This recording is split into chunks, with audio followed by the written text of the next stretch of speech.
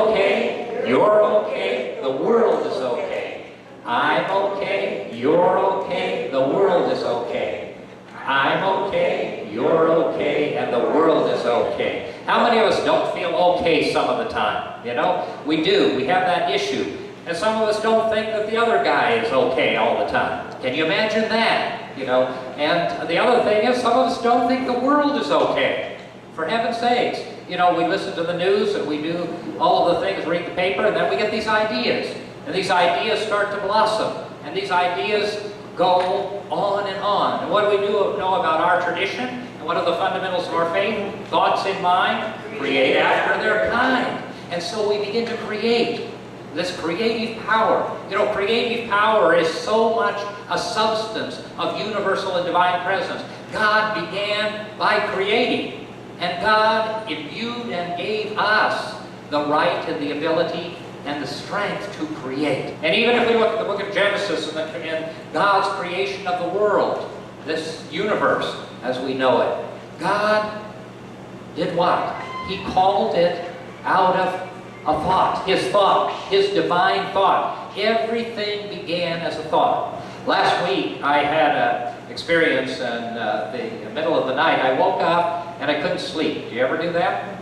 Yeah. And so I was there in the dark, and I was thinking, well, you know, it's the middle of the night and I've got to go to sleep, because if I don't go to sleep, I'm going to be tired tomorrow.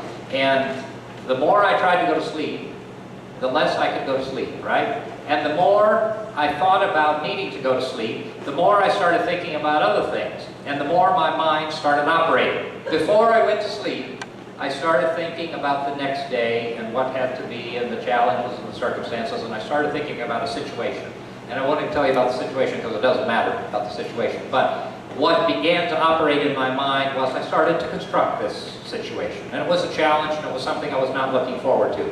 And so what did I do in this process of creating this situation? And so I began creating the what-ifs. What if this happens? And what if that happens? And do you know the what-ifs that I created, most of them were negative.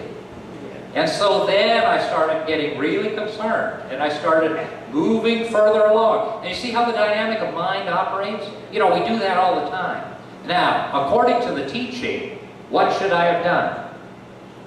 I should have just gone to sleep, forgotten about it, and known that, as Paul said, all things are working together for good. As Mary Baker Eddy would say, or Charles Fillmore, or Ernest Holmes, there is good and only good in the universe. And we know the reality and the truth is that God created all that is. In Genesis, God created all that is, and He created it and said it was good.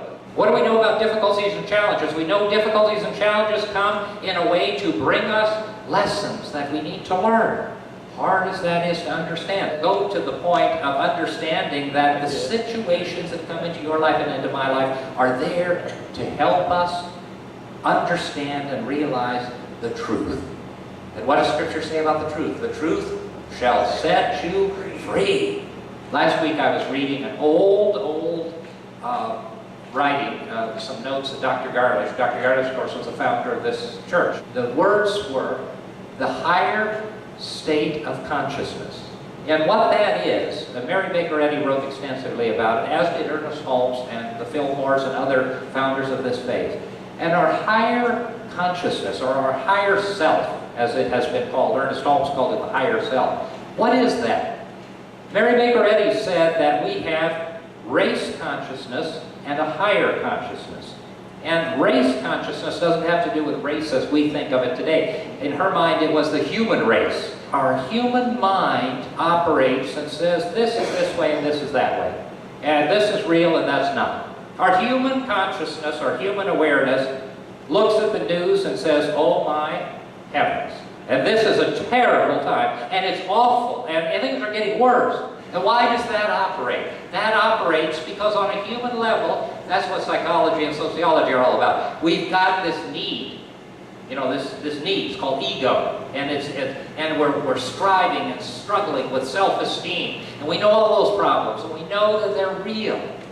Okay, so we operate within that, and we just have to take that as a given. Buckminster Fuller said some of us are less damaged than others. We're all damaged. in some way or another. Every one of us. The higher consciousness, the higher self says, bless our enemies and bless them and send them on their way. And then our human consciousness says, bless them and send them on our way because we're religious and spiritual, but please God, punish them. So that's the human level. And don't expect human beings to be any better than human beings, except that we can allow once in a while, and sometimes very often, their higher consciousness to come out. The resurrection story is really about the concept of rising above circumstances and situations. Dying to that and rising above. And what happens when you rise above something and you look back at it?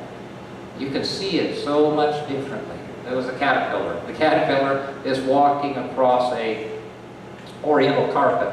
And the caterpillar is going and looking at all these colors and is all confused and doesn't know what this means and is really unhappy about it and starts following the colors and goes in circles and all the rest of it. So what does a caterpillar do when he needs to end his life? He gets into a cocoon, right? And what comes out of the cocoon? A butterfly. And the butterfly comes out and flies over and sees the oriental carpet and says, my goodness, isn't that the most beautiful thing I've ever seen? That's resurrection. See, you could rise and you see it differently. You know, when something happens in our life, somebody behaves, misbehaves, whatever, and we kind of try to pull ourselves up to this higher consciousness. And all we need to think when we come up to the higher consciousness is that farther along, we'll understand and they'll understand. Mother Teresa was interviewed in the later part of her life, and she was asked by the reporter, Mother, you know, you have this huge order of nuns, you've got 700 or 800 centers, you've got all of this operating, and you're moving on in life. Aren't you worried, and what's going to happen when you pass away? And her answer was so pristinely clear and operated from such a higher consciousness. She said, it's none of my business. Mother Teresa was very smart because she was told to do a certain thing and it's done. You know, we have all this need to worry and concern ourselves. That resurrection power which allows us in mind to rise to our higher level of consciousness. Jesus Christ talked about this higher state of mind in the Beatitudes. And the Beatitudes are simply statements of love and forgiveness and creative consciousness. In Scripture we say, and Paul again tells us that we should have the mind of Christ. We should have the mind of Christ. And when we rise to our higher level of consciousness, we become in contact with divine mind. And so divine mind comes through higher consciousness.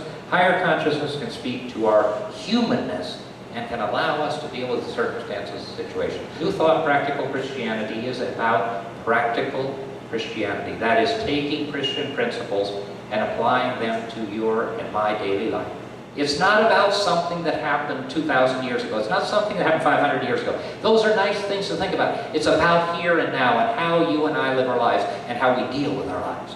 Because His dynamic power and grace comes to life through us. Not through dogma and creed, but through the way that we act, the things that we think, and the words that we speak. Well, the good news is that we have a higher state of mind and that we can move into that higher state of mind anytime we want. And that higher state of mind is accessible and available to us, not only us, but every human being and every person of every faith in the world. And when we move into that higher state of consciousness, which is that which we believe, we are all in unity. We are all the same.